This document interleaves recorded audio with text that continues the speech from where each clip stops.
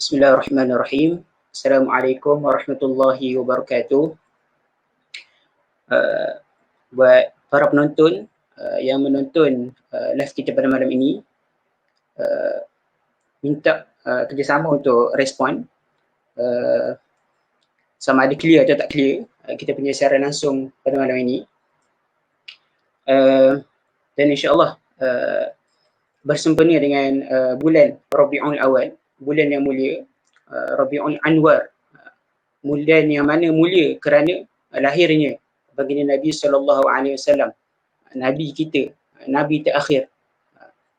Jadi malam ini Pustaka Permata Ummah PPU dengan kerjasama Medan Ilmu Malaysia MIM menganjurkan satu diskusi untuk kita sama-sama membedah dan mengupas satu e-book terbaru daripada Tuan Guru Datuk Seri Tuan Guru Haji Abdul Hadi Awang ataupun Ayah Cik Hafizahullah Ta'ala, satu e-book terbaru bersempena dengan bulan Maulid Nabi SAW, iaitu bedah e-book Rasulullah SAW Hadirnya Rahmat.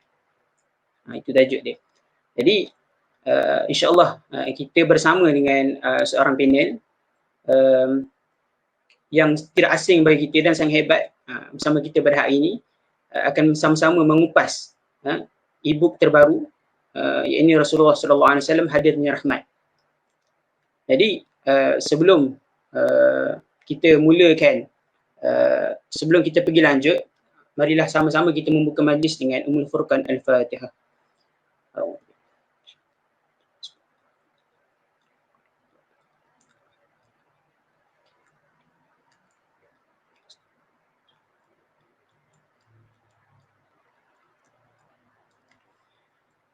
Amin amin ya rabbal alamin.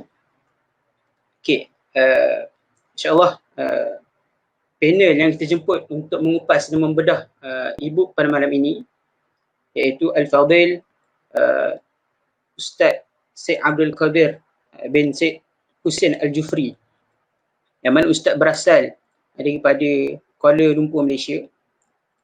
Sedikit latar belakang tentang pelajaran Ustaz. Ustaz memiliki ijazah sarjana muda kepujian dalam bidang syariah dari Universiti Al-Azhar, Mesir.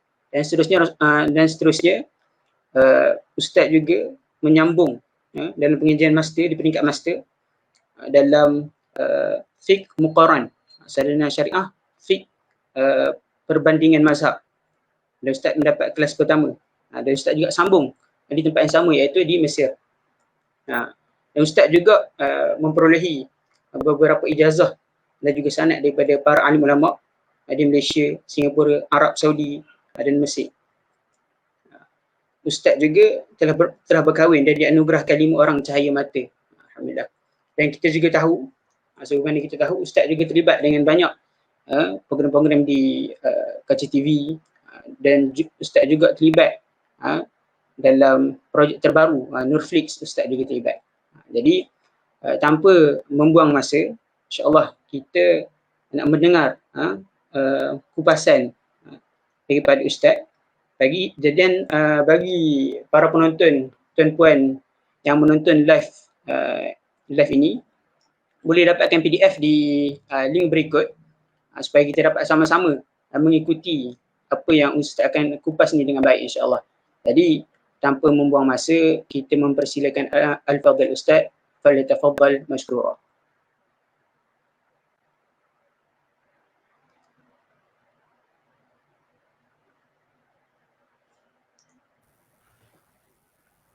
Wassalatu wassalamu ala sayyidina wa habibina wa syafi'ina wa maulana Muhammadin al-amin wa ala alihi tayyibin wa ashabihi al-akramin wa azwajihi tahirati ummahatil mu'minin wa man tabi'ahum bi ihsanin ila yaumiddin. Subhanaka la ilma lana illa ma 'allamtana innaka antal alimul hakim. Allahumma inna nas'aluka as-sidqa fil qawl wal ikhlasa fil amal. Allahumma amin, amma ba'd. Alhamdulillah, syukur pada Allah Subhanahu wa taala. Allah Taala pilih kita lagi pada malam ini. Allah Taala panjangkan umur kita, dan Allah Ta'ala jadikan kita di kalangan mereka yang bertuah dapat terus menerus berada dalam majlis-majlis mengingati Nabi SAW. Terima kasih kepada saudara Afiq Faiz selaku moderator kita pada malam ni, dan terima kasih kepada pihak Pustaka Permata Ummah yang menerbitkan buku yang kita akan bincangkan sebentar lagi. Cuma tadi link yang diberikan oleh moderator kita tadi, saya rasa mungkin tak sempat orang nak copy, kecuali mungkin ada di Facebook Pustaka Permata Ummah, jadi ataupun Medan Ilmu Malaysia, Facebook Medan Ilmu Malaysia, jadi mungkin boleh tengok dekat situ insya-Allah, dekat Facebook page Ustaz Syed Abdul Kadir Al-Jufri. Kalau pihak admin boleh tolong editkan juga, tolong bagikan link di situ juga, untuk sahabat-sahabat boleh download e-book yang kita akan bacakan sekejap lagi insya-Allah. So apa pun asasnya adalah bila kita berbicara tentang Nabi SAW ini, bicaranya memang kita takkan pernah jemu, dan ia adalah bicara yang mudah-mudahan takkan habis sampai bila-bila kita bicarakan. Memang kita akan ada saja perkara-perkara yang hendak kita bicarakan tentang Nabi SAW. Kalaupun ia berbentuk ulangan dan ulangan, kalau kita ulang sekalipun cerita itu, ia adalah satu perkara yang sangat bermanfaat untuk kita. Memang confirm manfaat, walaupun ianya mungkin dalam bentuk ulangan. Apatah lagi kalau ia adalah satu perkara yang baru.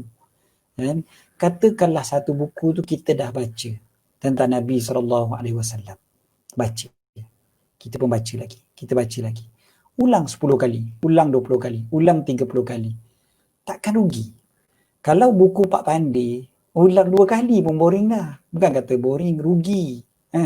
Tak ada manfaat. Ulang 3 kali. Ulang pula 5 kali. Itu buku Pak Pandey. Ulang pula tengok cerita kat TV, ulang balik tengok cerita yang sama, ulang balik tengok cerita yang sama, duduk buka TV tengok ada cerita yang dah pernah tengok dulu, lepas tu kita tengok lagi sekali, ulang lagi tengok, tak ada manfaat apa pun. Kita dah tahu dah penghujungnya macam mana, hero hidup, orang jahat mati, sama aje. Bukannya tiba-tiba kita tengok tengok hero pula mati, orang jahat pula hidup, tak ada, sama je. Jadi tak ada manfaat apa pun untuk kita sebenarnya. Tapi ulang tengok juga, Bukan kata tuan-tuan yang sedang menonton sekarang, saya pun kadang-kadang macam tu, duduk rehat, kadang buka TV, tengok cerita tu, dah tengok dah cerita tu, tengok lagi, tapi tak ada untung apa. Mungkin ialah kita mungkin sekadar nak relax sajalah, sekadar nak relax. Tapi bila bercerita tentang Nabi SAW, ulanglah satu buku tu 10 kali, 20 kali, 30 kali. Setiap kali kita ulang itu, setiap kalilah kita mendapat keberkatan, mendapat rahmat daripada Allah Subhanahu wa Ta'ala. Buku boleh dapat di, tu ada link kita dah berikan kan. Okay. Buku tghh.onpay.my, pakai sistem OnPay. Jadi kat situ tu boleh dapatkan terus, sistem OnPay ni senang, insya-Allah boleh terus dapatkan kat situ, insya-Allah, Jadi buka dekat situ dan boleh dapatkan buku ni secara PDF-nya online sahaja, senang, sebab buku yang berbentuk PDF boleh dibeli di situ, insya-Allah. Buku terbitan Pustaka Permata Ummah, tajuknya Rasulullah sallallahu alaihi wasallam, hadirnya rahmat, kasih sayang daripada Allah Subhanahu wa Ta'ala. Saya sengaja mulakan dengan ulang baca buku tentang Nabi sallallahu alaihi wasallam. Sebab apa? Sebabnya begini. Bila kita biasa dengar kata-kata Imam Sufyan Ibn Uyainah yang juga disebutkan oleh para ulama yang lain. Sufyan Ibn Uyainah ni siapa dia? Sufyan Ibn Uyainah ni adalah salah seorang guru kepada Imam Asy-Syafi'i. Imam Sufyan Ibn Uyainah anak murid kepada Sufyan Ats-Tsauri, juga seorang ulama besar. Jadi Sufyan Ibn Uyainah ni Beliau kata apa? Beliau kata inda zikris salihin tanzilur rahmah. Bila disebutkan tentang orang soleh, maka rahmat akan turun. Rahmat akan turun bila sebut tentang orang soleh. Maka para ulama hadis, bila mereka mengumpulkan hadis-hadis Nabi SAW, bila ditanya mengapakah kalian mengumpulkan hadis-hadis Nabi SAW, mereka menjawab, alastum tarawna anna inda dhikri salihin tanzilur rahmah.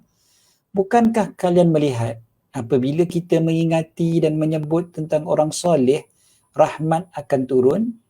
Maka dijawab, bala, bahkan tentu sekali. Memanglah turun rahmat bila kita sebut-sebut tentang orang soleh. Farasulullah sallallahu alaihi wasallam ra'sus salihin. Maka Rasulullah sallallahu alaihi wasallam adalah kepala orang soleh, penghulu orang soleh, ketua orang soleh. Jadi kalau sebut tentang orang soleh yang biasa-biasa pun rahmat akan turun. Apatah lagi kalau sebut tentang ketua orang soleh iaitu Nabi SAW. Tiap-tiap kali rahmat akan turun. Saya ingat guru saya waktu makan. Ada seorang guru saya ni dia kurus orangnya. Dia tak banyak makan. Tak banyak makan. Kalau makan pun sekali dia makan tu berapa suap je dah. Itu je. Memang tabiat dia memang macam tu.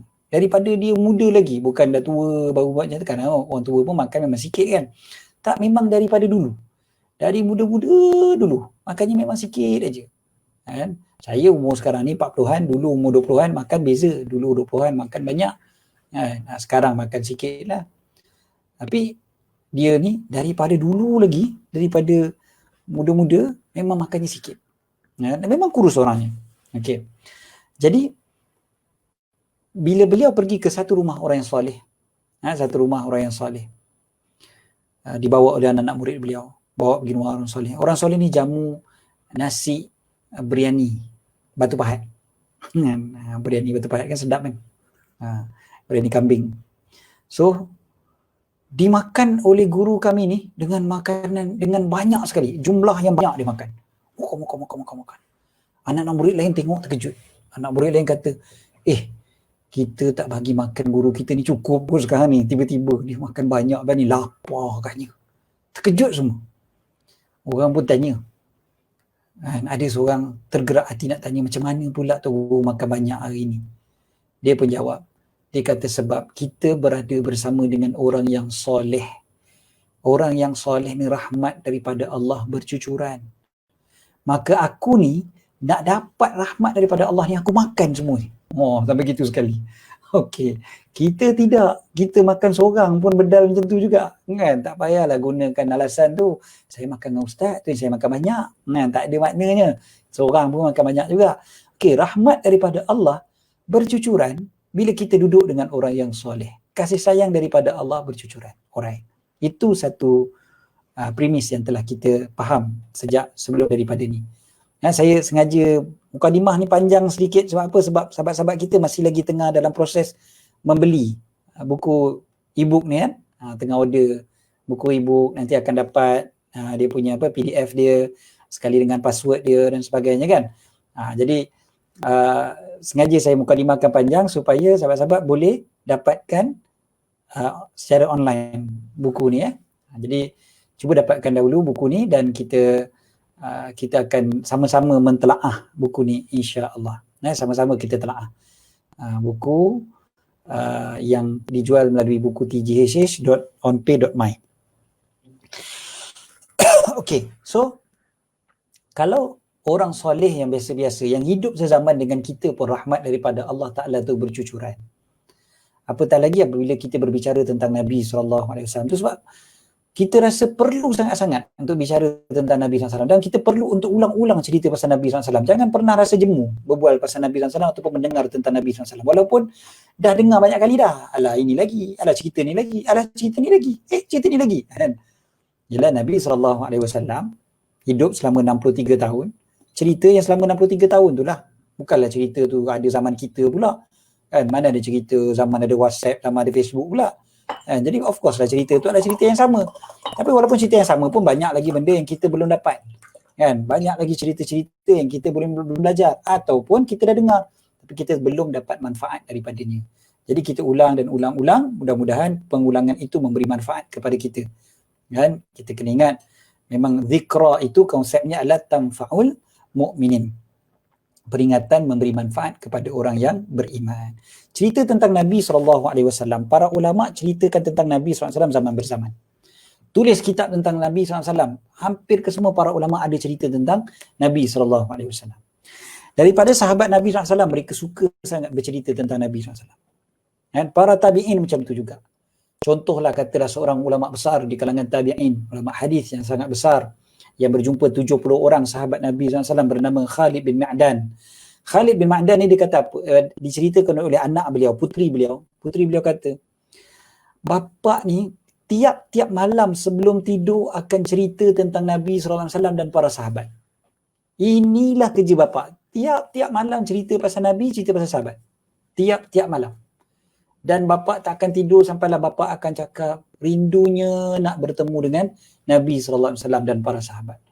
Jadi hari-hari diceritakan tentang Nabi. Hari-hari. Of course cerita tu mungkin akan ada yang berulang. Tapi cerita tentang Nabi SAW ni memang dibiasakan.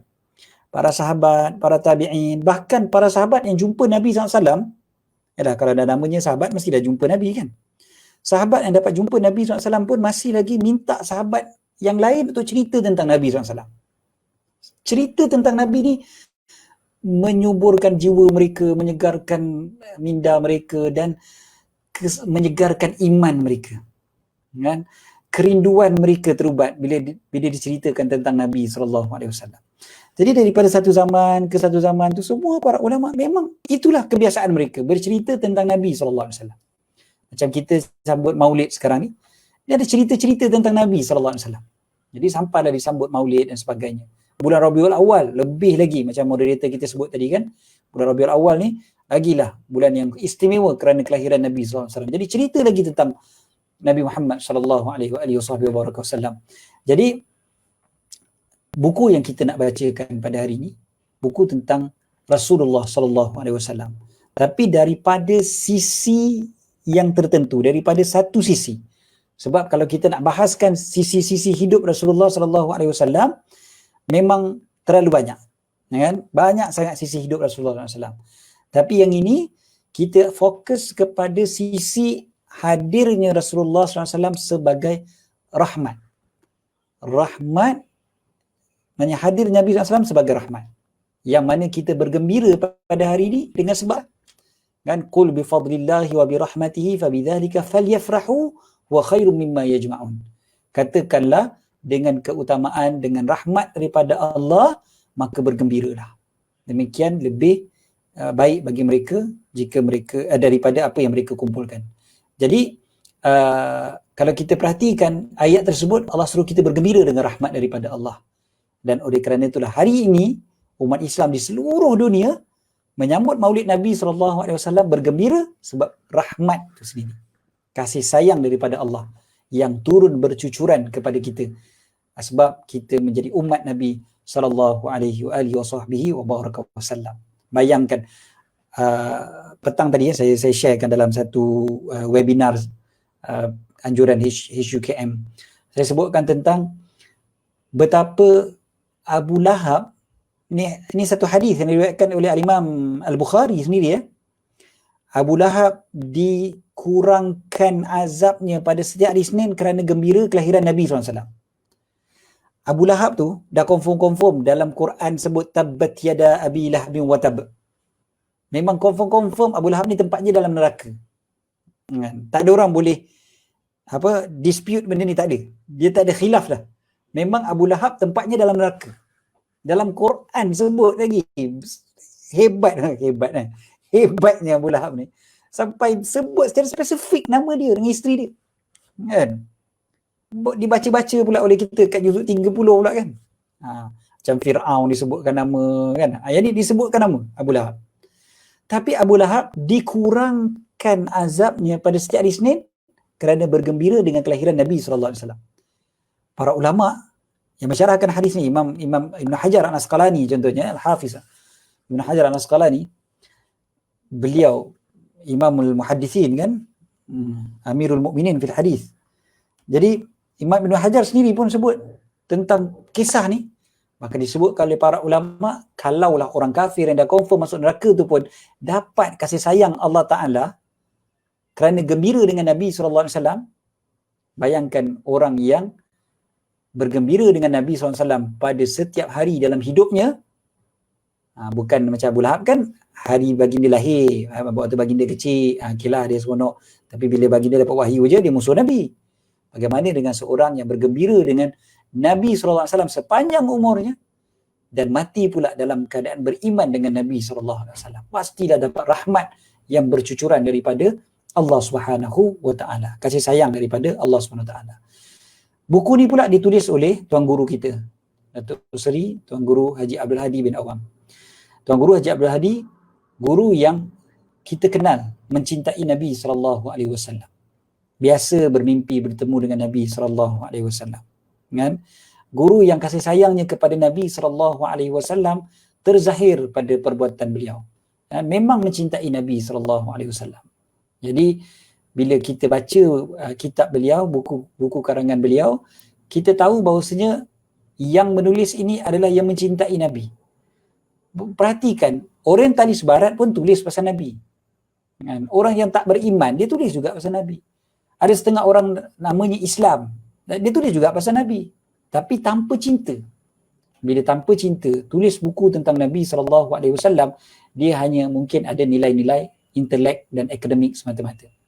Itu pun belum tentu. Kalau macam orientalis barat tu, dia masukkan sikit-sikit, dia cuba pengaruhi dengan cara-cara yang halus. Dan kadang-kadang tak perasan, tak sedar, orang baca terpengaruh, membina satu persepsi tentang Nabi SAW dengan cara yang salah. Okey. So kita terus pergi kepada buku kita. Bagi sahabat-sahabat yang dah nampak, yang dah dapat buku, boleh rujuk buku ni. Bagi siapa yang belum dapat buku, saya tak pasti kalau admin boleh tunjukkan juga buku. Kalau tunjukkan dekat bahagian mana dekat Facebook, lagi cantik lagi lah sebenarnya. Maknanya boleh tengok sekali imbas kan, bagi siapa-siapa yang tak dapat ataupun belum beli lagi buku ni. Buku ni dibahagikan oleh Tuan Guru kepada 6 bahagian. Ada 6 bahagian daripada buku ni. Satu, tajuknya adalah rahmatnya kelahiran Rasulullah SAW. Itu mula sekali kan. Kemudiannya rahmat Rasulullah SAW untuk semua. Yang ketiga, rahmat Rasulullah SAW membawa hidayah.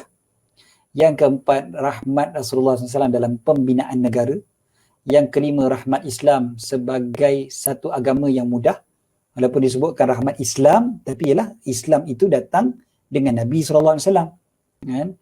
Dan yang keenam, rahmat kedatangan Rasulullah SAW meruntuhkan jahiliyah. Kita pergi dulu bab yang pertama. Rahmatnya kelahiran Rasulullah SAW. Bila kita tahu bahawasanya hari Maulid ni memang seluruh dunia sambut Maulid Nabi SAW.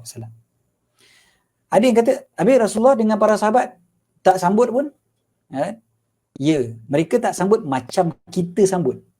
Kita. Tapi mereka mencintai Nabi SAW. Para sahabat mencintai Nabi SAW jauh berbanding dengan kita. So mereka tak perlu pun nak buat majlis untuk cerita tentang Nabi, sebab sepanjang hayat mereka cerita pasal Nabi. Sepanjang hayat. Bukan bulan Rabiul Awal saja. Sepanjang hayat. Memang bicara mereka adalah bicara tentang Nabi SAW. Jadi kita tak pelik bila mereka tak perlu nak sambut hari kelahiran. Mereka tak perlu. Bukan mereka kata haram ke apa, tidak. Tapi mereka tak perlu macam kita. Tapi kita perlu. Cuma apa gunanya kalau kita sambut bagai nak rak pada hari tersebut, tapi kita tak kenang perjuangan Nabi SAW. Kita tak sambung perjuangan Nabi SAW. Kita tak ikut jejak langkah Nabi SAW. Maka kita risau, sambutan kita itu adalah sambutan yang dusta, yang berlakon semata-mata, olok-olok, buat-buat konon-konon macam kita sayang pada Nabi SAW, tapi sebenar-benarnya hanyalah lakonan. Orang nak berlakon hebat. Orang boleh berlakon menangis. Kan? Kita tengok pelakon-pelakon kita dekat TV kan. Dia boleh menangis. Kematian kekasih dia, kematian suami dia, kematian isteri dia. Padahal kita tahu pelakon tu tak mati, hidup je. Dia yang berlakon tu pun tahu orang tu hidup. Kan? Kejap lagi cut, bangun terus kawan tu. Kan? Bukan jadi mayat. Tapi dia menangis tu real kan. Ui, kita tengok dengan penonton-penonton sekali nangis. Pelakon, dia boleh melakonkan. Kita tanya pada diri kita, aku ni berlakon juga cinta pada Nabi SAW. Kan? Hari 12 Rabiul Awal ni, aku tulislah dekat Facebook aku, dekat Instagram aku, cerita pasal cinta pada Nabi SAW. Tapi jejak langkah Nabi aku tak nak ikut. Aku tak nak belajar apa ajaran Nabi SAW. Aku tak nak sambung perjuangan Nabi SAW. Jadi macam mana yang kita kata kita cinta pada Nabi SAW? Tok Guru bawakan. Bagi siapa yang dah dapat e-book, Alhamdulillah, boleh terus buka muka surat yang ke-7. Kita sampai muka surat yang ke-7. Tok Guru bawakan hadis yang diriwayatkan oleh Imam Al-Bukhari dan Imam Muslim. Hadis ni baru lepas maghrib tadi pun saya sebutkan dalam live di page saya. Hadis yang Nabi SAW beritahu, la yu'minu ahadukum hatta akuna ahabba ilaihi min waladihi wa walidihi wan nasi ajma'in. Min waladihi ataupun kalau kat sini Tok Guru bawakan min walidihi wa waladihi. Dalam satu riwayat lagi min waladihi wa walidihi wan nasi ajma'in. Apa maksud dia?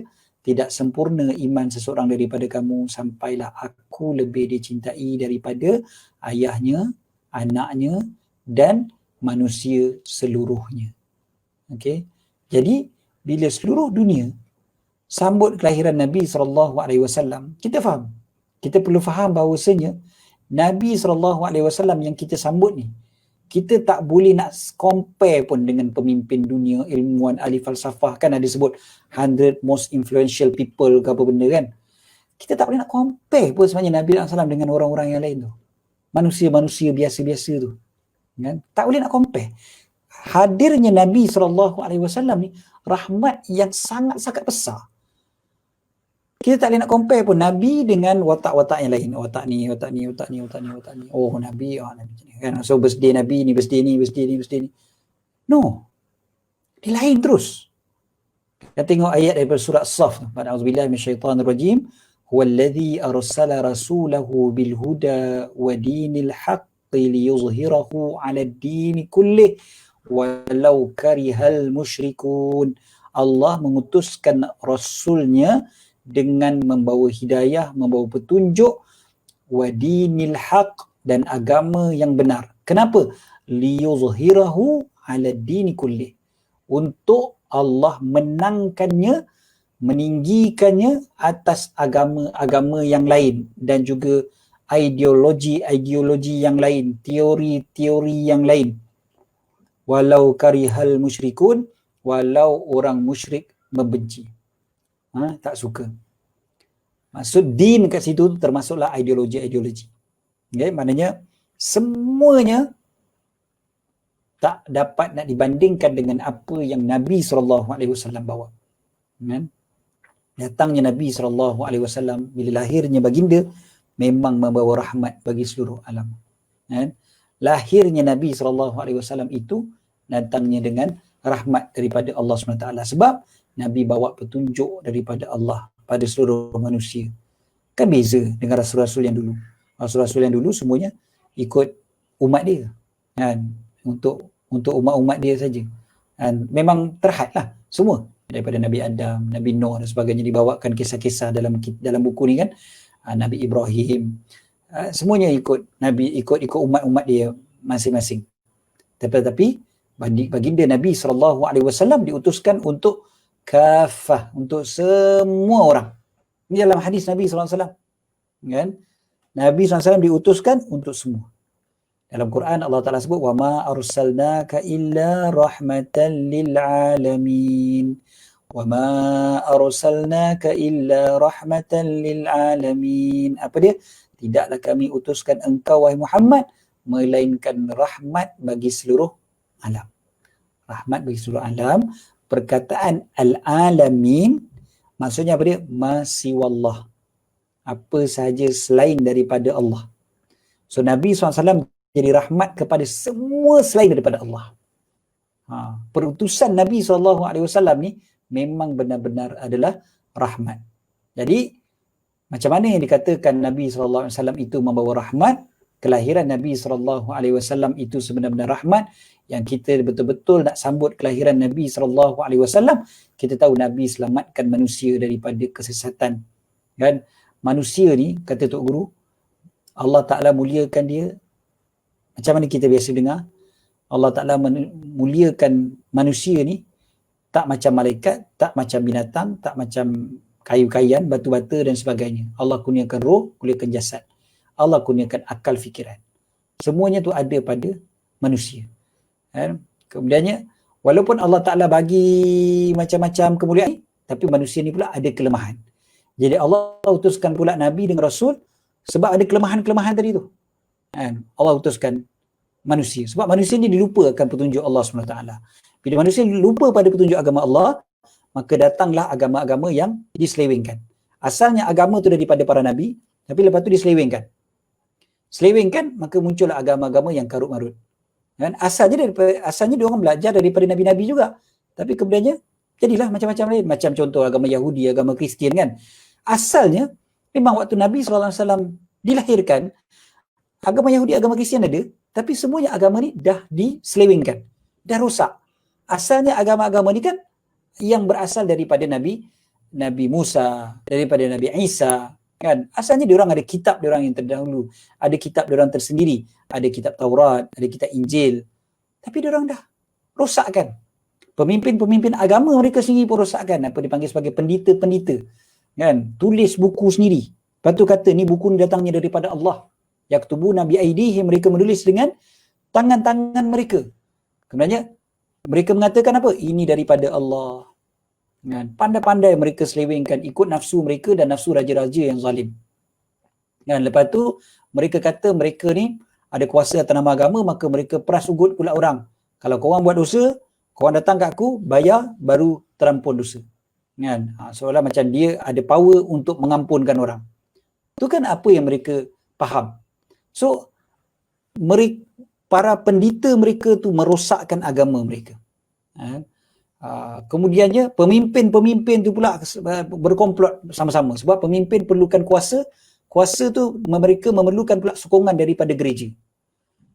Dan gereja pula perlu kepada pemimpin supaya pemimpin tak kacau gereja. Jadi dia tolong-menolong sama-sama. Dua-dua korup. Pemimpin yang korup, dia punya gereja pun korup. Dan itulah yang berlaku. Sampai hari ni pun sebenarnya. Sampai hari ni. Jadi waktu tu bukan tak ada pendeta-pendeta yang soleh. Ada. Tapi diorang jauhkan diri.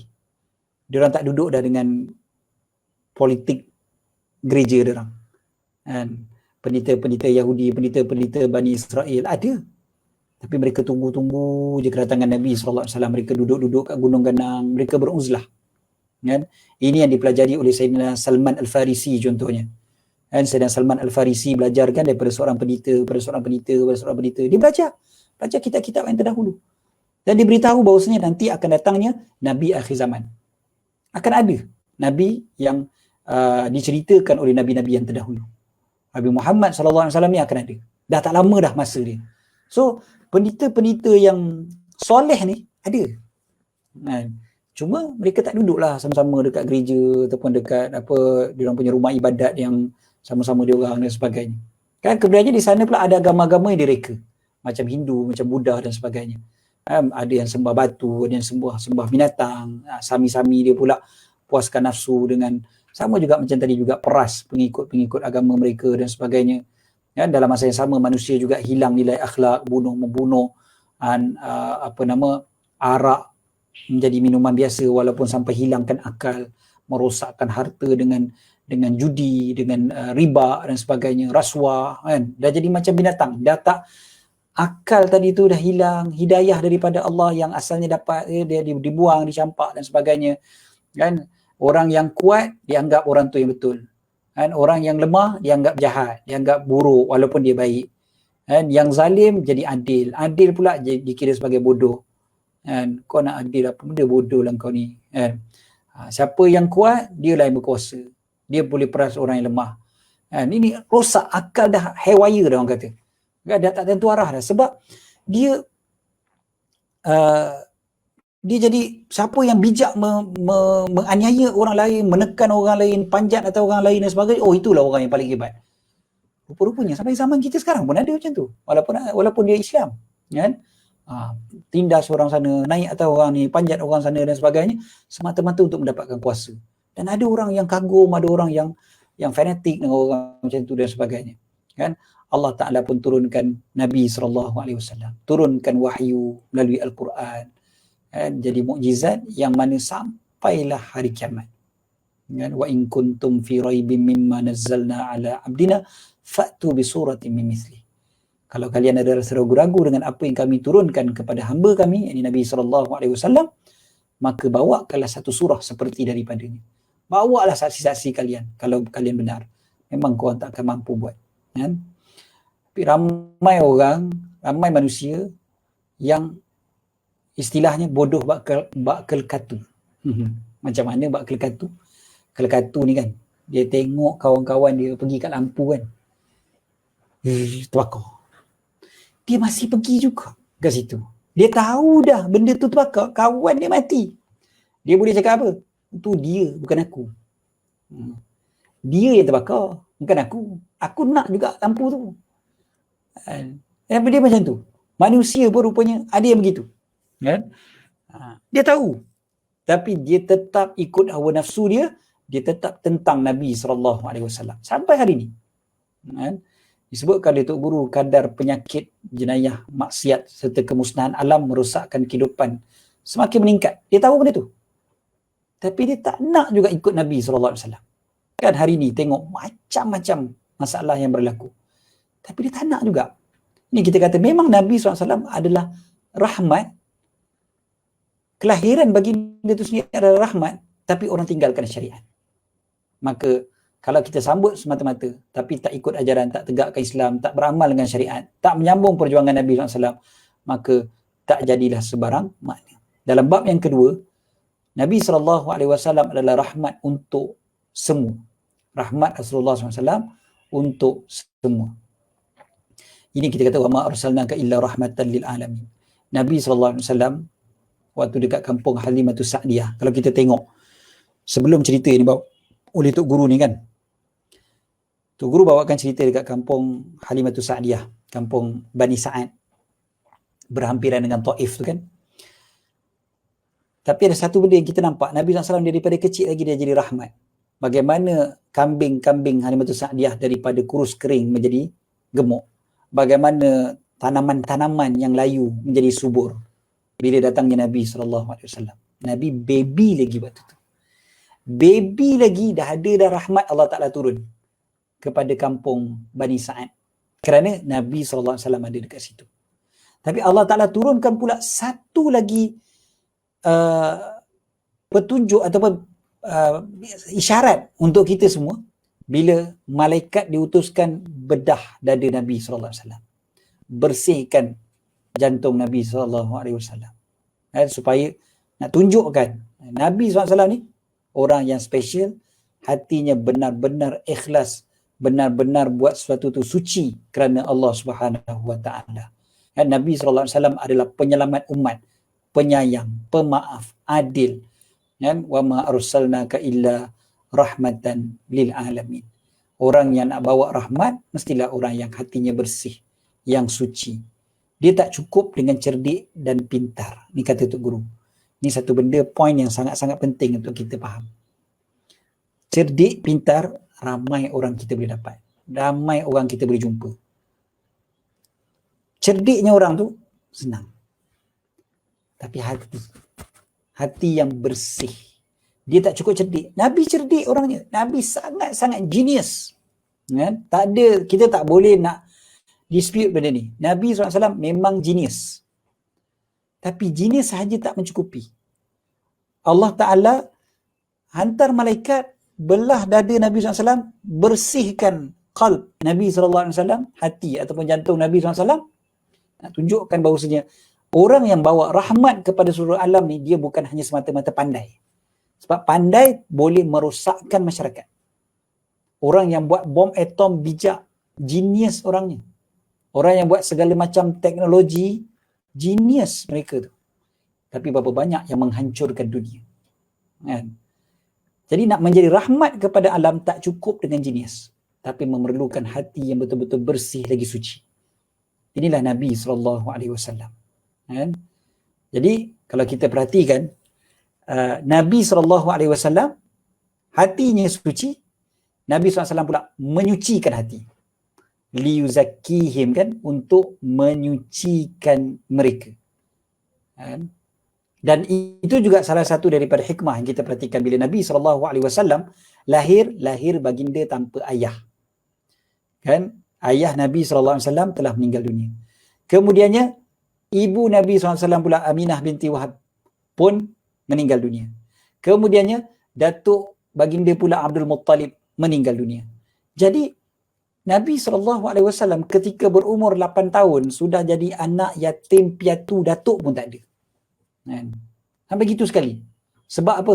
Allah Ta'ala nak pastikan tarbiyah itu bukan dengan mak bapak. Bukan nanti Nabi membesar kata, tengoklah bapak dia Abdullah memang hebat orangnya, tu yang jadi macam tu. Entah. Allah yang menyucikan. Allah yang menyelamatkan Nabi SAW. Kan? Dan Allah Ta'ala lah yang menjadikan Nabi SAW sebagai contoh ikutan pula untuk kita semua. Laqad kana lakum fi Rasulillahi uswatun hasanah. Okay?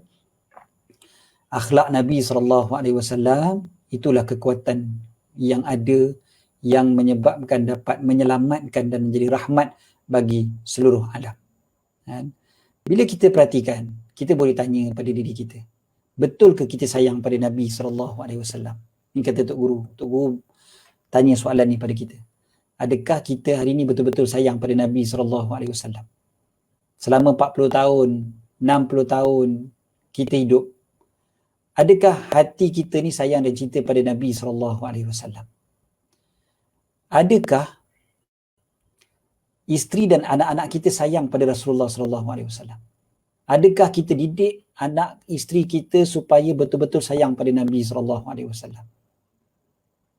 Adakah kita biarkan mereka cari ikut akal fikiran mereka je semata-mata?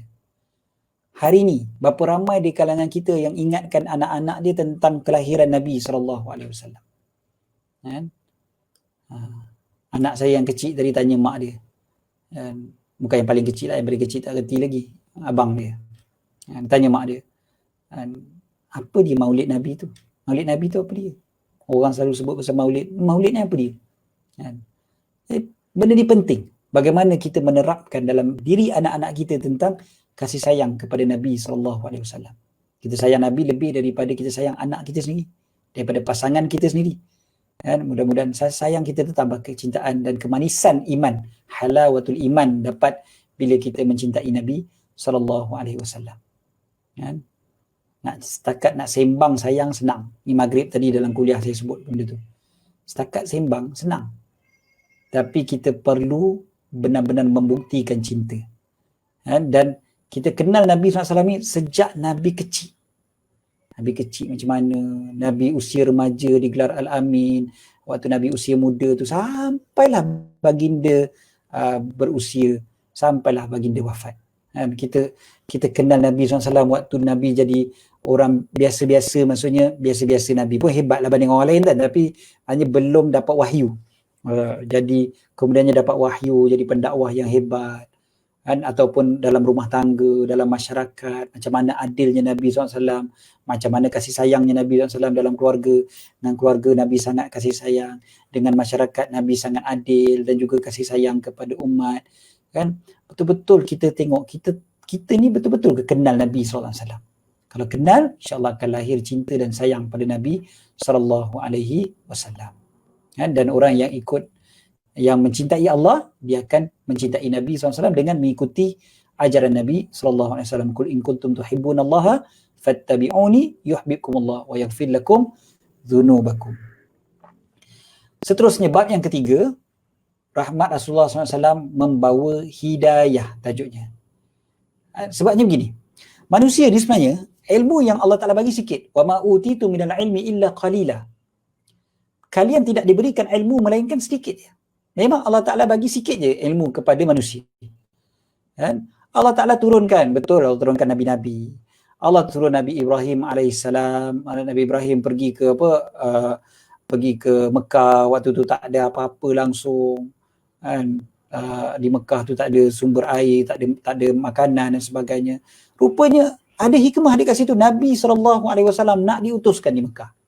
Ya, sebab Nabi Ismail adalah moyang Nabi SAW kan. Jadi Nabi Ismail turun sampailah Nabi Muhammad SAW.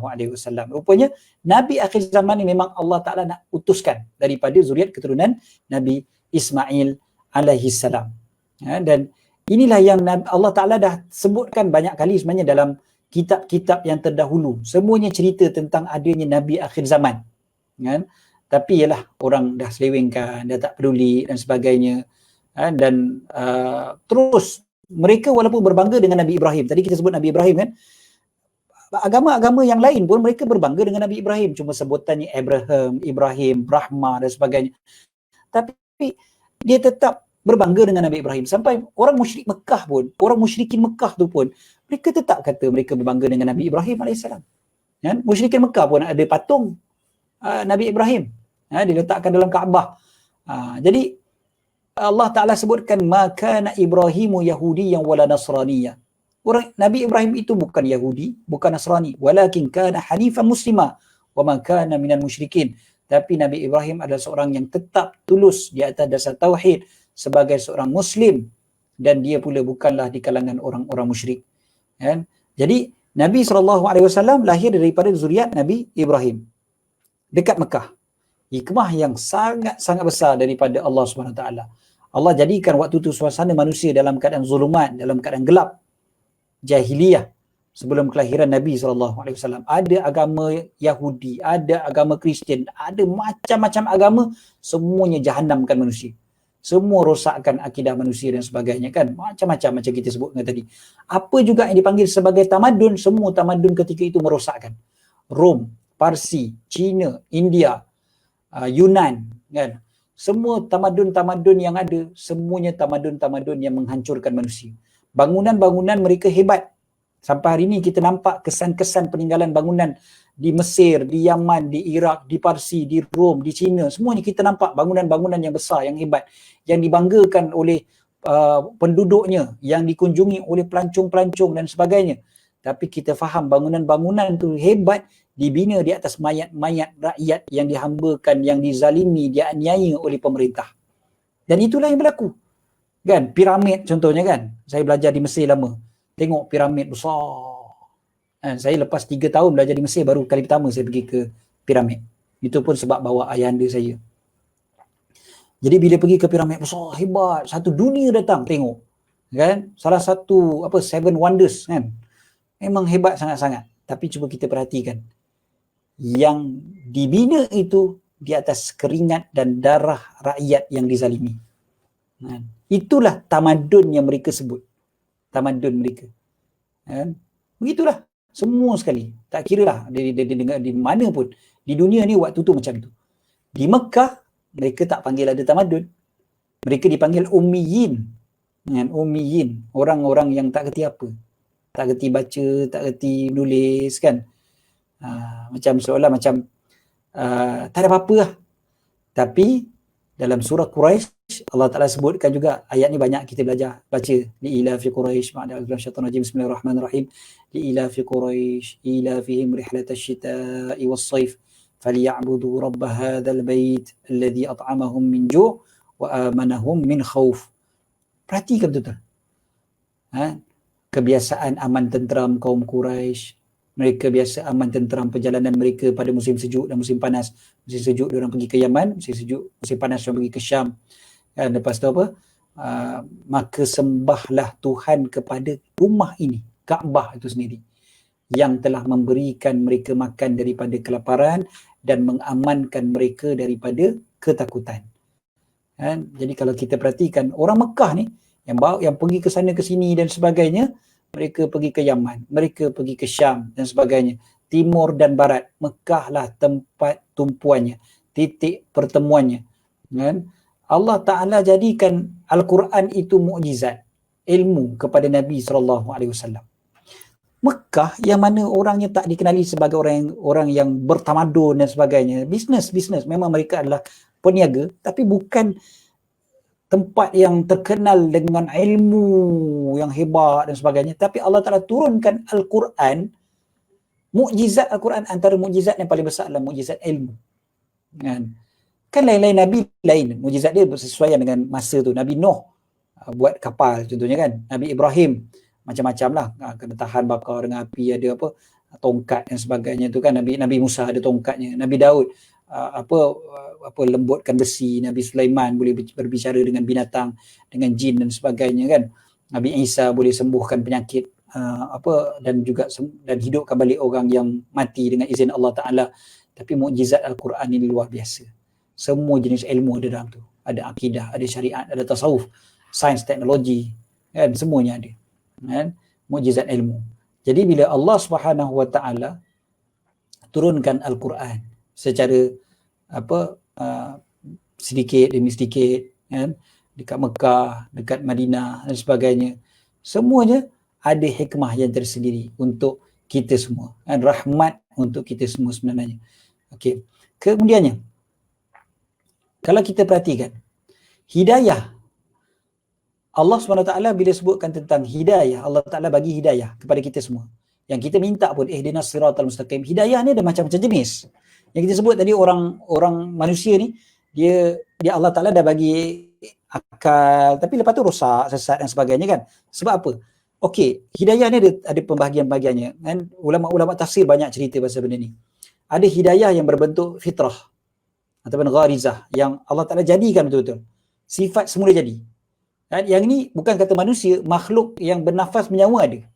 Kan, ikan masin dia hidup dekat air masin, ikan air tawar hidup dekat air tawar. Dia ada benda tu. Binatang-binatang pun tahu benda tu. Dia ada hidayah fitrah. Kan, dia tahu nak membiak, dia tahu nak kena jaga anak dia dan sebagainya. Kan, dia ada benda tu. Itu adalah hidayah fitrah. Dan kita pun macam tu. Kita ada hidayah yang berbentuk semula jadi. Kan? Kemudian nombor 2, dia ada panggil hidayatul hawas. Hawas ni maksudnya panca indera. Mata kita, telinga, mulut dan sebagainya. Kan? Bila kecil, budak kecil, bila dia sakit, dia menangis. Kan? Tak ajar dia kan? Tak ajar. Kalau sakit, nangis ni. Kan? Tak ada. Dia sendiri nangis. Binatang pun macam tu juga. Kan? Jadi maknanya dia ada panca indera. Dia ada sense. Dia sedar kan? Dia tahu. Okay. So, itu hidayah daripada Allah tu. Hidayah berbentuk al-hawas dipanggil. Kan? Kemudiannya di sana ada hidayah dipanggil al-akal. Akal fikiran. Ini binatang tak ada. Yang ini daripada manusia. So manusia pun boleh berfikir. Fikir, dia ada teori matematik, dia ada teori sains, dia ada teknologi, dia boleh membaca, dia boleh menulis, dia boleh mengira dan sebagainya. Okay? Hidayah yang berbentuk akal fikiran. Ni Allah bagi ni, akal kita ni boleh berfikir. Kemudiannya, baru dah datang yang paling penting. Rupanya yang tadi tu, hidayah yang berbentuk tadi tu tak cukup. Hidayah fitrah tak cukup. Hidayah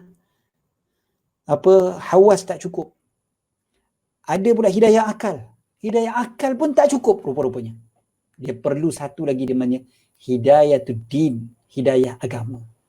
Hidayah agama ni Allah Ta'ala bagi kita dengan kita belajar, kita mengaji, kita hadir majlis ilmu, kita berdoa pada Allah, Allah Ta'ala kurniakan. Ini hidayah ad-din. Yang ini yang Nabi SAW bawa. Kemudiannya biasa para ulama letakkan nombor 5, hidayah untuk istiqamah. Dan itu juga sangat-sangat besar.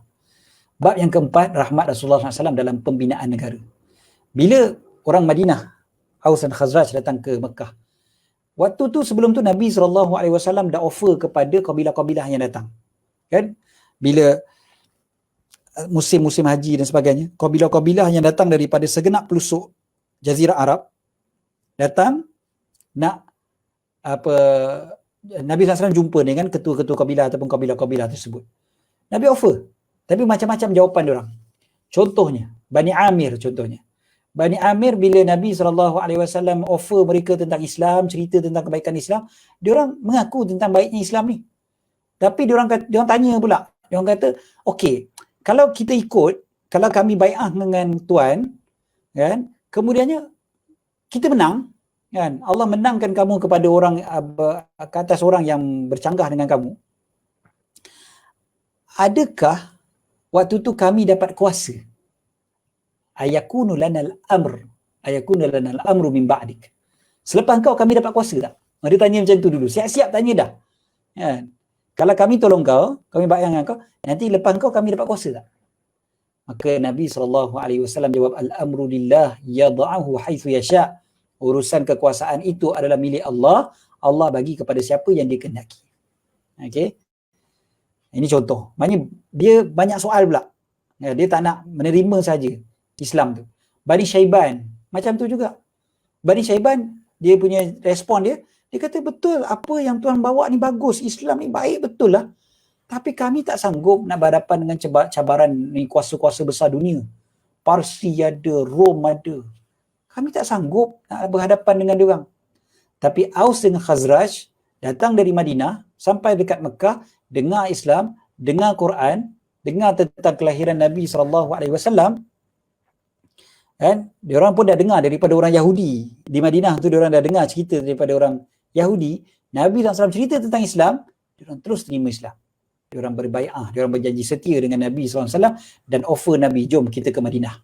Kan? Jadi Allah memang dah plan, perancangan Allah Ta'ala suruh Nabi SAW berhijrah ke Madinah. Waktu tu orang Madinah bukan orang Aus Khazraj je. Kan ada Yahudi Bani Qainuqa, Bani Nadir, Bani Quraizah. Kan? Ada je, bukan tak ada.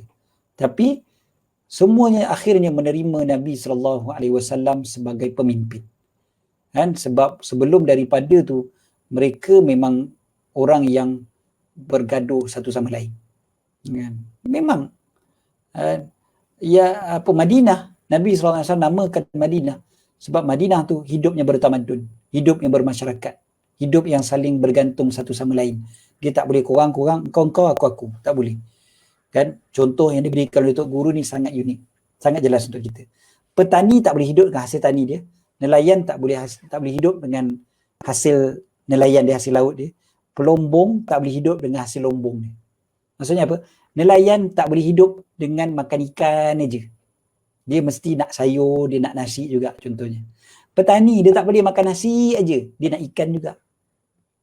Pelombong, lagilah, takkan nak makan besi kot. Kan? Dia perlukan nelayan, dia perlukan petani. Saling perlu memerlukan. Kan? Maka oleh kerana itulah dinamakan Madinah. Kan? Nabi SAW tukar nama Yathrib kepada Madinah. Nabi bila sampai di Madinah, Nabi dirikan masjid. Lepas tu Nabi bina pasar.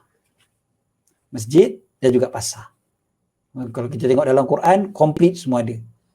Syariat Islam ni dia ada bab makan minum, halal haram, pakaian, perkahwinan, perniagaan, pemerintahan negara, perundangan negara, perundangan antarabangsa, semuanya ada. Kan? Nabi SAW tunjukkan satu persatu. Kan? Memang cantik sangat-sangat. Nabi SAW peniaga. Nabi SAW dulu waktu dekat Mekah, orang Mekah percaya bagi kat Nabi SAW harta benda. Bahkan macam bank tau, sistem bank ni dah ada daripada Nabi SAW lagi. Kan? Dasar politik Rasulullah SAW sangat-sangat lengkap. Kerajaan Islam yang jadi ikutan seluruh dunia. Ada negeri, kerajaan perlu ada negeri. Madinah, negeri pertama. Ada negara tersendiri. Ada rakyat, rakyatnya ada yang beriman, ada yang tak beriman. Kan? Ada Ansar, ada Muhajirin, ada Ansar. Semua ada. Ada pemimpin, nombor 3, pemimpin. Ya, Madinah ada pemimpin iaitu Nabi SAW. Ada perlembagaan, yes. Ada perlembagaan, ada Sahifah Madinah. Ada kedaulatan. Kan? Of course. Negara memerlukan kepada kedaulatan. Maknanya masyarakat tu sendiri iktiraf perlembagaan tu. Masyarakat tu sendiri iktiraf Madinah sebagai negara. Bukan Syok sendiri. Kan? Kemudiannya nanti ada pula perjanjian Hudaibiyah contohnya dengan penduduk Mekah. Banyak orang Mekah sendiri dah mengiktiraf kewujudan kedaulatan Madinah tu. Kan dulu orang Mekah yang halau Nabi SAW ataupun nak bunuh Nabi SAW dengan para sahabat, Akhirnya bila Nabi SAW datang ke Mekah, termeterainya perjanjian Hudaibiyah membuktikan orang Mekah sudah mengiktiraf kedaulatan Madinah. Kan? Sampai lepas tu apa dia? Ada pemimpin-pemimpin dunia, ada Raja Rom, Raja Parsi, Raja Mesir, Raja Habsyah, Raja Bahrain. Semuanya menerima perutusan surat daripada Rasulullah sallallahu alaihi wasallam. Kan? Yang dalam pengamalan ilmu politik hari ini dia kata pelantikan duta sebagai wakil negara. Kan? Semua tu dah dibuat oleh Nabi sallallahu alaihi wasallam. Banyak dekat Madinah dilaksanakan hukum hakam berkaitan dengan Islam. Kan? Macam-macam hukum semuanya dilaksanakan di Islam. Di Madinah hukum Islam, bukan saja hukum hudud, kisas dan sebagainya, tapi macam-macam lagi. Kan? Dibuat kemah untuk merawat pesakit, contohnya Sayyidina Sa'ad bin Mu'az dan sebagainya. Kan? Maknanya hospital lah kiranya, kalau zaman kita sekarang ni, hospital ni Nabi SAW buat dah waktu tu. Dan macam-macam lagi perkara yang lain. Nabi SAW tunjukkan contoh secara praktikal. Kan? Kemudiannya, yang kelima, rahmat Islam sebagai agama yang mudah. Nabi SAW memang diutuskan, Nabi SAW sebut, innama bu'istum muyassirin. Kalian diutuskan untuk memudahkan. Bukannya mu'assirin yang menyusahkan. Dan itu Nabi SAW. Jadi kalau kita tengok, betul, Quran ada, hadis ada, tapi kita tengok keadaan berubah, kadang-kadang kandungan hukum tu pun kadang-kadang ada yang berubah. Kan? Mazhab ada pelbagai. Dalam Ahlussunnah wal Jamaah kita ada 4 mazhab fiqh. 4 mazhab fiqh dan ada banyak lagi pandangan-pandangan ulama-ulama yang lain. Dalam fiqh mazhab tu sendiri pun ada lagi khilaf pula. Dalam mazhab tu sendiri pun ada khilaf. Yang bergantung pula kepada keadaan, background masing-masing. Imam Al-Haramain, Imam Al-Mawardi contohnya, berbeza pandangan dari segi pemerintahan. Ya, walaupun dua-dua adalah ulama mazhab Syafi'i. Mereka tu ulama besar mazhab Syafi'i, Imam Haramain, Imam Al-Mawardi, kan? Tapi berbeza caranya. Imam Al-Haramain mengatakan bahawasanya contohnya pemimpin ni tak boleh langsung orang bukan Islam. Orang bukan Islam langsung tak boleh lantik jadi menteri. Tapi Imam Al-Mawardi kata boleh dalam bidang-bidang yang tertentu, menteri-menteri yang tertentu, menteri yang sifatnya eksekutif. Boleh dilantik orang bukan Islam. Itu contoh. Itu dalam mazhab Syafi'i tu. Dan bahkan ulama-ulama mazhab Syafi'i yang bawa Islam ke Nusantara pun mereka sangat bijak. Mereka tak terus ambil satu pandangan saja daripada mazhab Syafi'i. Mereka ambil juga pandangan kedua, pandangan ketiga dalam mazhab Syafi'i yang meraihkan masyarakat. Ini sebenarnya rahmatnya Islam yang memudahkan. Contoh bab sehari dua ni orang bincang bab tutup muka dan sebagainya. Betul, dalam mazhab Syafi'i, pandangan paling kuat dalam mazhab Syafi'i, tutup muka wajib. Kan? Seluruh tubuh badan wanita termasuklah muka dan tangan adalah aurat. Kalau ikut pandangan paling kuat dalam mazhab Syafi'i. Tapi kenapa ulama mazhab Syafi'i yang bawa Islam ke Nusantara tak ambil pandangan tu? Pandai, hikmah mereka, kebijaksanaan mereka. Kan? Mereka ambil pandangan kedua dalam mazhab Syafi'i, mengatakan muka dan tangan bukan aurat. Kan? Gitulah. Dan kalau kita baca betul-betul sirah Nabi SAW, maka kita akan faham. Kan? Setiap tempat itu ada dia punya fiqh dia tersendiri. Dan Islam datang memudahkan. Islam datang ni bukan rigid, tertutup dan sebagainya. Kan?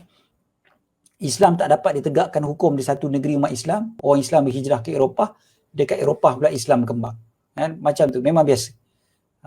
Orang Eropah pula sekarang ni jual gereja dan sebagainya. Dan mereka pula yang jadi pening dengan masyarakat mereka sendiri. Tok Guru bawakan contoh. Tok Guru kata, Tok Guru pernah baca dalam surat khabar, macam mana ada orang kaya tulis surat bagi pada anjing, bukan bagi pada anak. Kan? Wasiat kepada anjing pun ada. Bukan kepada anak sendiri pun ada. Kan? Hancur. Sistem perundangan Islam tu hancur. Sistem perundangan masyarakat ke Eropah dah hancur. Rahmat kedatangan Rasulullah SAW meruntuhkan jahiliyah. Kan? Yang terakhir sekali, rahmat kedatangan Rasulullah SAW meruntuhkan jahiliyah. Maka kita perhatikan waktu sebelum Nabi SAW datang, benar, memang jahiliyah tersebar. Nabi SAW diutuskan. Nabi sampai benar-benar masuk dalam jiwa para sahabat. Sampai bila Rasulullah wafat, benar-benar menggegarkan jiwa sahabat. Mereka ni semua sanggup pertaruhkan jiwa mereka sendiri, nyawa mereka sendiri, bukan sekadar harta benda tapi nyawa mereka sendiri untuk bersama dengan Nabi SAW. Nak mengharungi perjuangan dengan Nabi SAW, nak tegakkan agama Allah atas muka bumi. Bila tersebar berita kewafatan Nabi, macam mana Sayyidina Umar tak boleh terima langsung. Ni petang tadi saya sebutkan bersama-sama dengan Yadim, kan? Sehari bersama Rasulullah SAW, anjuran Yadim. Petang tadi saya bincangkan tentang bagaimana detik kewafatan Rasulullah SAW, bagaimana para sahabat dalam menerima berita kewafatan Rasulullah SAW. Bagaimana Sayyidina Umar sanggup untuk memancung kepala siapa yang kata Nabi SAW telah wafat. Tapi Sayyidina Abu Bakar dengan tegas, berani berdiri dan mengatakan, ala man kana ya'budu Muhammadan fa inna Muhammadan qad mat. Siapa yang sembah Nabi Muhammad, Nabi Muhammad dah wafat. Wa man kana ya'budullah fa inna Allah hayyun la yamut. Siapa yang sembah Allah, Allah hidup, tidak akan mati. Kan? Dan Sayyidina Abu Bakar bacakan ayat wa Muhammadun illa rasulun qad khalat min qablihi rusul afa imata aw qutilan qalabtum ala aqabikum. Dan Muhammad itu adalah seorang rasul, dah berlalu sebelumnya rasul, adakah bila dia mati dan ataupun terbunuh lalu kamu berpusing, murtad dan sebagainya.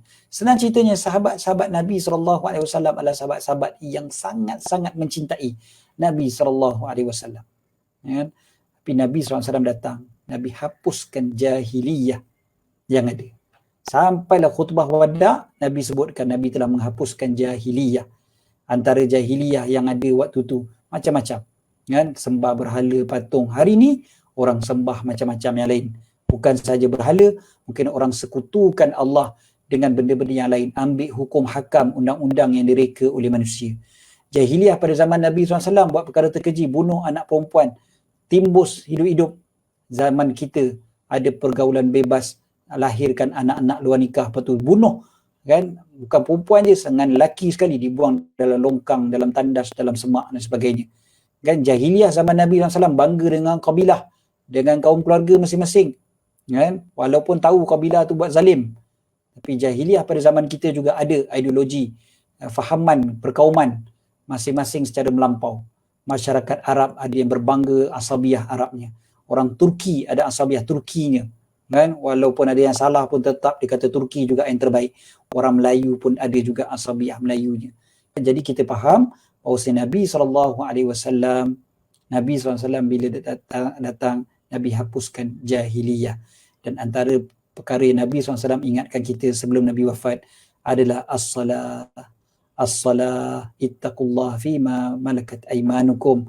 Salat dan apa yang dimiliki oleh tangan kanan, maknanya oleh kamu sendiri, iaitu hamba-hamba saya. Kan? Nabi SAW ingatkan kita tentang solat. Orang yang jadi pemimpin kena dirikan solat, kena tegakkan solat. Itulah antara satu perkara yang sangat penting yang ditunjukkan oleh Nabi SAW, pesanan ataupun wasiat daripada Nabi SAW yang menjadi rahmat untuk kita semua. Jadi cukup setakat itu insya-Allah untuk malam ini. Itu sedikit apa yang disebutkan oleh Tok Guru Datuk Seri Haji Abdul Hadi Awang daripada buku Rasulullah SAW, Hadirnya Rahmat. Terima kasih sekali lagi kepada kita punya penerbit yang telah menerbitkan buku ini untuk kita semua, Pustaka Permata Ummah. Mudah-mudahan kita mendapat manfaat daripada usaha mereka yang menerbitkan buku ini. Wallahu a'lam. Kita serahkan balik kepada moderator kita.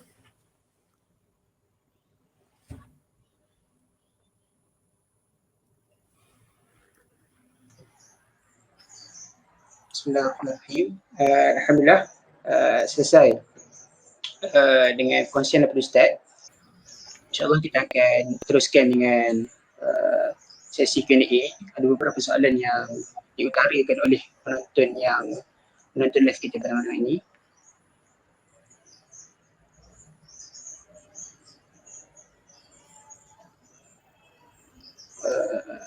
Soalan yang pertama, Assalamualaikum warahmatullahi wabarakatuh Ustaz. Apa maksud selawat kepada Nabi? Mohon pencerahan Ustaz. Secara ringkas kita jawabnya sebab masa kita pun dah nak tamat dah. Jadi selawat daripada Allah Ta'ala bersifat rahmat daripada Allah, kasih sayang daripada Allah kepada Nabi Muhammad sallallahu alaihi wasallam. Selawat daripada kita, of course lah kita berdoa kan, doa kita untuk Nabi sallallahu alaihi wasallam. Nabi tak perlukan pun selawat daripada kita. Sebenarnya Nabi tak perlu. Yang perlukan selawat ni adalah kita. Kita minta kepada Allah supaya merahmati Nabi sallallahu alaihi wasallam. Itu selawat. Nabi memang dah jadi kekasih Allah. Nabi memang kasih Allah. Kita ni selawat ke tak selawat ke, memang Nabi adalah makhluk yang paling agung. Kan? Tapi bila kita berselawat, kita minta Allah Ta'ala beri rahmat, kasih sayang kepada Nabi sallallahu alaihi wasallam, kita yang dapat. Kan disebutkan siapa yang selawat kepada Nabi SAW sekali, Allah selawat kepada dia 10 kali. Maknanya rahmat daripada Allah Ta'ala tu pula bercucuran kepada kita. Kita selawat sekali pada Nabi SAW, 10 kali Allah bagi rahmat kepada kita. Allah bagi kasih sayang kepada kita. So kita minta Allah bagi kasih sayang kepada Nabi SAW, Allah bagi kasih sayang kepada kita. Dan itu konsep selawat yang perlu kita tahu, dan satu-satunya ibadah yang Allah Ta'ala buat dulu sebelum daripada kita, iaitu selawat kepada Nabi SAW.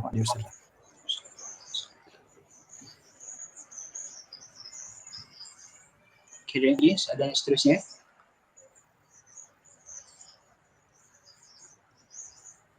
Soalan seterusnya, apa tu? Bagaimana ingin menjawab salah faham masyarakat pada masa ini yang salah gunakan istilah rahmat bagi sekalian alam? Okey, perkataan rahmat, betul. Saya nampak buku kita ni sebenarnya menjawab salah faham masyarakat yang gunakan istilah rahmat. Jadi sebenarnya macam mana cara nak jawab salah faham? Kena beli buku ni. Kena baca buku ni daripada awal sampai habis. Sebab bila kita sebut rahmat, jangan kita faham rahmat, kasih sayang maknanya kita terus okey dengan orang yang langgar perintah Allah, yang teruskan sistem jahiliyah. Lalu kita kata, kan Nabi tu rahmat bagi seluruh alam. Dah tak kena. Sebab Nabi SAW rahmat bagi seluruh alam, maka kita perlu tengok perkataan arsalnaka. Kami turunkan, kami utuskan engkau. Perutusan Nabi SAW itu kita perlu perhatikan. Nabi SAW datang bukan saja-saja. Bukan buang masa je. Ya? Kalaulah Nabi tak hapuskan hidayah, Nabi tak hapuskan jahiliyah dengan hidayah daripada Allah. Nabi tak ajar kita bagaimana nak menyembah Allah, bagaimana nak jadi umat yang baik dan sebagainya. Maka ketika itu Nabi SAW macam tak turunkan ataupun tak buatlah apa yang baginda diutuskan dengannya. Jadi rahmat kepada seluruh alam itu perlu diperhatikan pada Rasul itu. Jangan salah guna bila kita tak nak berhadapan dengan orang yang melanggar perintah Allah, kita kata kan rahmat seluruh alam. Rahmatan lil alamin. Rahmatan lil alamin disalah guna untuk berlemah lembut dengan orang yang menentang Islam. Tak betul. Kan? Nabi SAW berjuang, berperang sampai patah gigi baginda SAW yang mulia, sampai luka tangan baginda, kaki baginda, darah baginda yang mulia mengalir di atas tanah. Bukannya boleh kita bagi alasan, tak apalah, rahmat. Rahmat lah. Nabi SAW rahmat, Nabi berperang. Rahmat Nabi SAW, Nabi diancam bunuh. Rahmat Nabi SAW, Nabi sebarkan Islam seberapa mampu baginda. Nabi jumpa dengan macam-macam orang untuk bawa Islam. Nabi terangkan Islam dengan jelas. Itu rahmat. Kasih sayang daripada Allah Ta'ala. Jadi kita perlukan kasih sayang daripada Allah, rahmat daripada Allah dengan cara ikut apa yang Nabi SAW lakukan. Bukan hanya semata-mata kita gunakan itu sebagai pelindung kepada kemalasan kita ataupun kerana kuasa yang kita hendak miliki, dan maka kita pun gunakan ini rahmatan lil alamin, rahmatan lil alamin. Kita kenalah berkasih sayang pada manusia, berkasih sayang pada manusia. Betul, memang salah satu daripada intipati Islam adalah kasih sayang sesama manusia, dan kerana kasihlah kita mengajak mereka kepada Islam. Kerana kasihlah maka kita tak nak orang yang melakukan kemungkaran itu terus atas kemungkaran. Kerana sayangnya kita kepada mereka lah kita harap mereka juga mendapat hidayah daripada Allah. Ini baru namanya rahmatan lil alamin. Wallahu a'lam. Okey, baik. Saya rasa itu saja soalan yang sempat untuk kita jawab pada malam ini, dan jazakumullah khairan jazak ucapkan kepada Ustaz kerana sudi meluangkan masa bersama kami. Untuk pengetahuan semua, Ustaz hari ini penuh daripada pagi, awal pagi sehinggalah malam. Tapi bila mana Ustaz mula cerita tentang Rasulullah SAW, hilang letih. Nampak hilang letih pada wajah Ustaz. Inilah antara tanda-tanda orang cintakan Rasulullah SAW. Namun satu soalan yang besar pada kita pada malam ini, adakah kita hari ini benar-benar mencintai Rasulullah SAW? Itu soalan besar yang sepatutnya kita tanya. Adakah hanya kita selama ini hanya mendakwa-dakwi kita ni cinta, tapi sebenarnya tak pun. Jadi ini persoalan besar lah yang kita boleh tanya pada diri kita. Dalam satu hadis dalam Syama'il Muhammadiyah, hadis hujung-hujung cerita tentang harta peninggalan Rasulullah SAW. Di akhir hayat Rasulullah SAW, Rasulullah tidak meninggalkan apa-apa, melainkan semuanya disedekahkan. Ahli keluarga Rasulullah pun tak dapat apa-apa. Ada satu hadis diriwayatkan oleh Amru Al-Harith menyebutkan bahawa Rasulullah tinggalkan pada akhir usianya, yang pertama tinggalkan barang-barang perang Rasulullah, pedang dan sebagainya. Dan yang kedua, meninggalkan seekor bagal berwarna putih bernama Duldul. Dan yang ketiga, meninggalkan sebidang tanah. Tapi kesemuanya itu disedekahkan kesemuanya. Tak ada satu pun yang masuk ataupun diwariskan kepada keluarga baginda Nabi SAW. Dan hari ini apa yang kita warisi daripada Rasulullah SAW bukannya harta, tapi Al-Quran, Sunnah dan para ulama